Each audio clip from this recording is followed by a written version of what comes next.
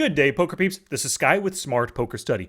In this video, I'm going to show you how to quickly and efficiently learn with poker books. Now, there are 4 steps to this process. I have them outlined right here on the screen for you. Number 1, know what you want to learn. Number 2, view the table of contents, find the relevant chapter. Number 3, skip to that chapter. Number 4, study the chapter, take notes, and then take action with what you learn. All right, so we're going to dive into each of those steps with a little detailed examples in just a sec. But first, for any poker book that you get, for example, my book, Post-Flop Online Poker, I know the text is backwards in the video, but you got to ask yourself, why did you get this book? It's often because you wanted to learn some important things. Whatever that book is necessarily about, Post-Flop Online Poker, absolutely about post-flop play, the energy paradox, about having more energy in your life, the myth of poker talent, you want to be a better tournament player, right? You have a goal behind every single book that you purchase. Normally, when you start reading a book, you just go automatically to page 1, boom, start from there, go from beginning to end of the book. And if you think about most authors, they build the book in the order that they think will help you the most. For example, if we look at my table of contents in Post-Flop Online Poker, I start with the skill of hand reading before we get to continuation bets and then poker math and some other things. In my mind, this is the necessary steps to really learn all of this post-flop poker stuff. When it comes to hand reading, the very first chapter about it is a rundown of how to do the basic hand reading. The next chapter is about assigning pre-flop ranges because that's the first part of hand reading, figuring out what your opponents might have given their player type, information, the play that they made, assigning that range. The next chapter is narrowing those ranges post-flop and so on. So that's how all authors develop their books in the way that they think you would best learn from it. But here's the thing. If you're anything like me, we want poker results right now. Let me give you an example. I bought this book called The Energy Paradox by Stephen R. Gundry because I wanted to have more energy in my life, right? Now, the first 165 pages, it's really good information, but it's all background on mitochondria and what sucks energy from our lives and what gives us energy, right?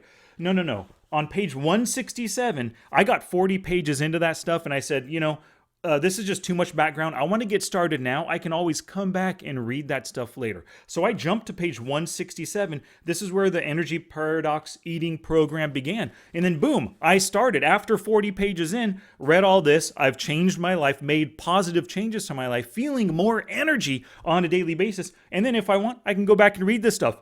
But now that I've seen the effects of this, I don't need to go back and read it unless I just kind of wanted to educate myself a little more, right? Let's take my other book, or my book, Post-Flop Online Poker again, right? Let's imagine you know that you have a problem. Your biggest post-flop leak is calling c-bets.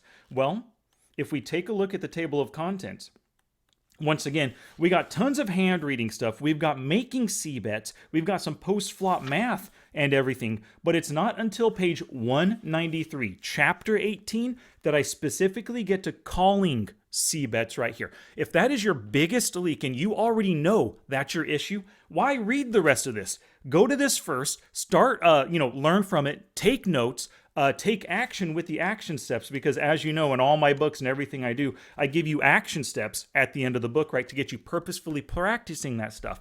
Read that, take notes, take action, and then you can go back to the prior chapters while you're already working on that area that you know needs improvement.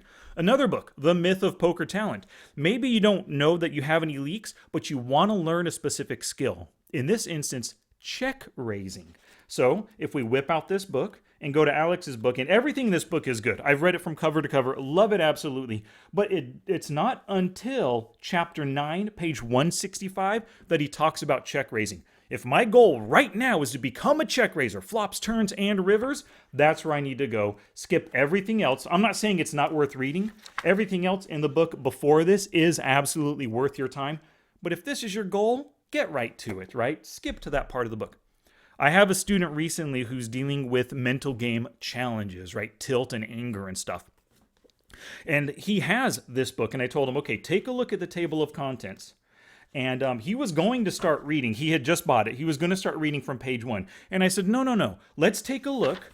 Go to part 5 on tilt. Which of these tilts are you suffering from? He looked at the names of all the tilts and he says, Entitlement tilt. That's my issue. And I told him, forget the rest of the book, go automatically to page 127. Boom. Start reading and taking action with fixing your tilt issue, starting with that entitlement tilt. And then if he feels he needs it, he can always go back to the other stuff before that section. And that actually leads us to an optional step number 5. Once you complete whatever that chapter is, once you've been taking action, you've improved your game already for just that one chapter, it's up to you. You can return to the start of the book, skip to another chapter entirely, or just skip to another book.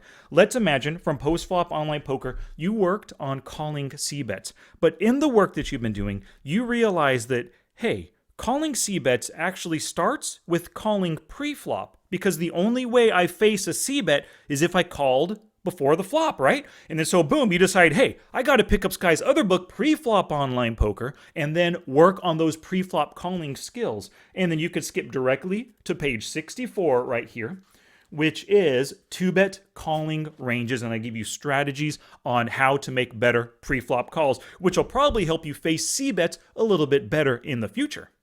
And of course, we have to end with an action step. Your job right now, grab a book and go. I don't care what the book is. Highly recommend The Mental Game of Poker, of course. Take a look through the table of contents, pick what chapter you think will benefit you the most, and get to studying and playing with purpose. Good luck to you.